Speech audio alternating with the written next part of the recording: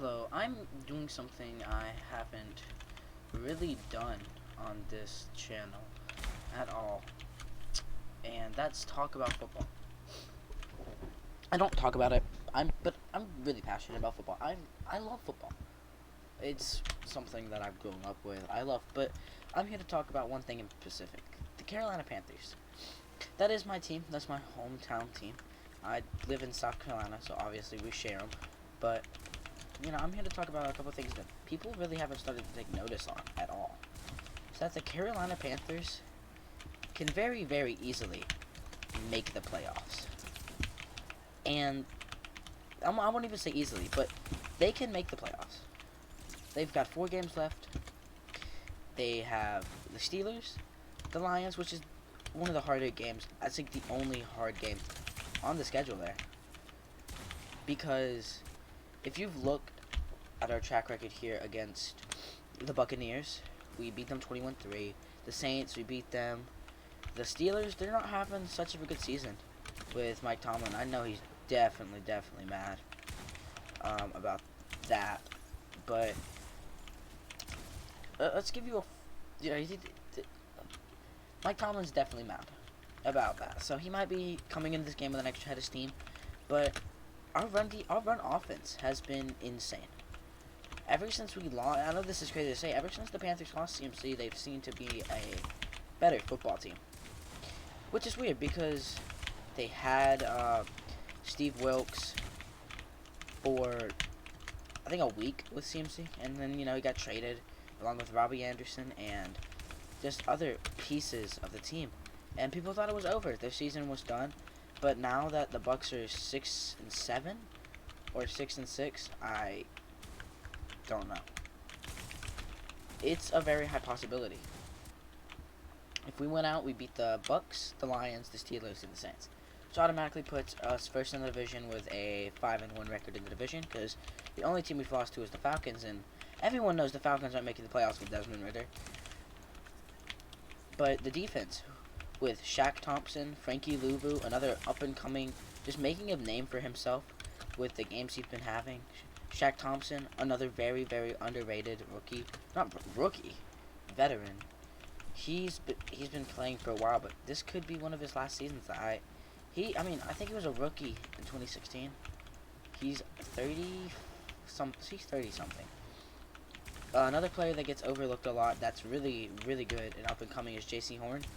He's one of the best football players, best corners in the league right now. Lockdown. He's really good. He makes plays. And I say the only hole that we really have. There's plenty of holes, obviously. The O-line, safeties, they're good. But, safeties and things of that nature. But they have a really big possibility, and they're on a roll.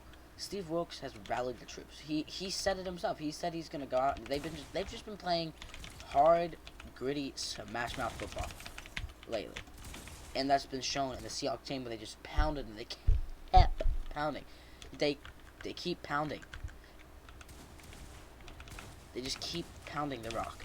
They don't give up. And Sam Darnold, yeah, he's good. He's okay. He's not what everyone thought he would be coming out of the draft, obviously. And then the Jets, you getting traded over here from the Jets? He's doing better this season than almost everyone thought he would.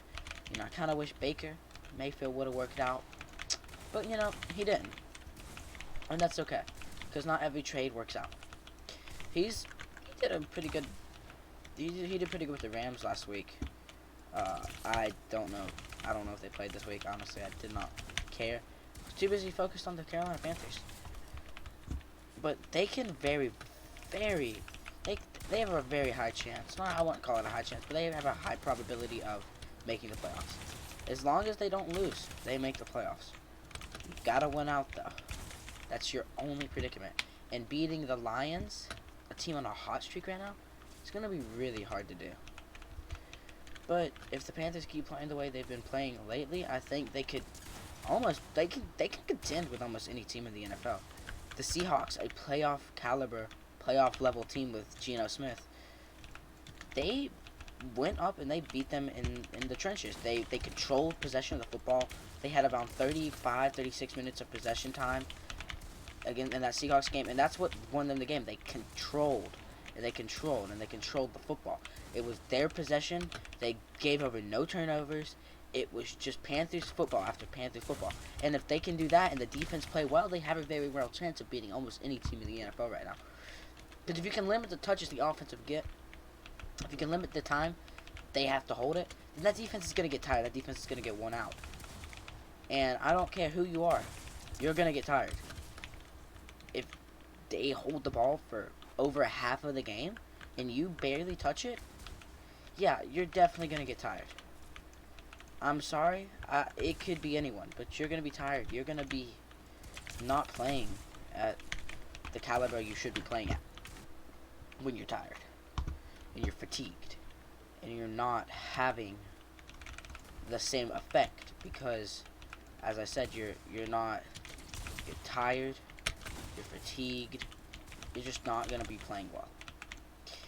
But back to this roster with people like Frankie Louvu, who's been making a name for himself. He's had some really good games this past week. He's been playing really well. Shaq Thompson, again, another underrated veteran. Brian Burns and Dett Brown obviously get the attention they deserve. They're decent. They're decent. They're good football players. They're good at what they do. Brian Burns is, you could say, one of the best at what he does from that end position. Derek Brown, he's good. He's pretty good. Good enough to make an impact, definitely. You could definitely feel pressure from these players. Jeremy Chin, he's been balling out. He's been playing well. J.C. Horn has been playing amazing. One of the best corners in the league right now. Most definitely. There's no doubt about that.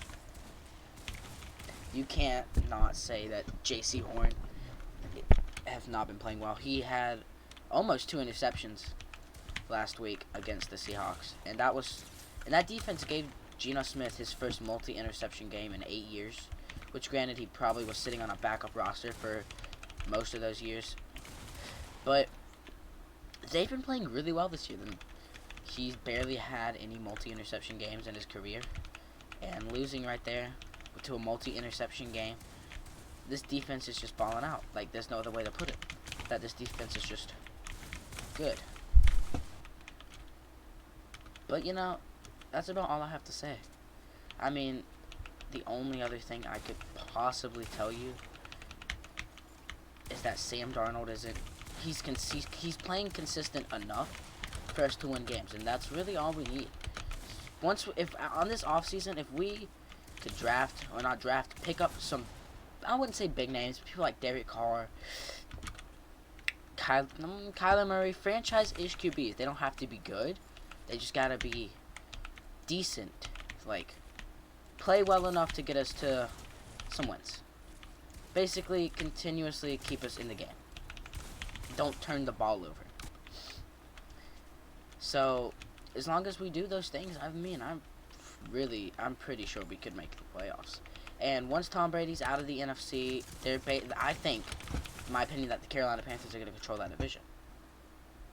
They have DJ Moore, one of the better wide receivers in the league. He's really good at what he does. He, again, with this run defense, or this run-heavy offense, they haven't been giving him as many touches. But, I mean, he's been doing enough to make an impact. If you need a reliable guy to go up and catch that football, that's your man right there. DJ Moore, toss it up to it, he can make a play. We have a really good run offense with Chuba Hubbard and Devonta Foreman. I don't see.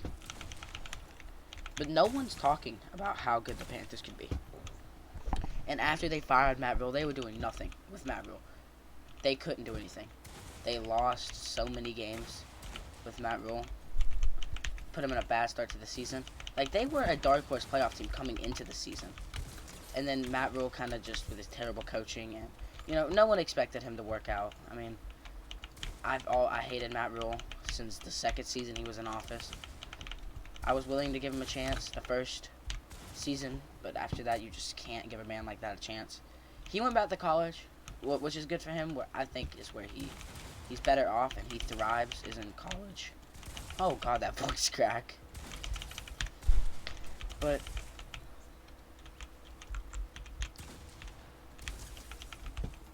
you know, he's definitely the guy that can't do it at professional level, but he can 100% do it at the college level. But you see many coaches like that, just they'd never work out.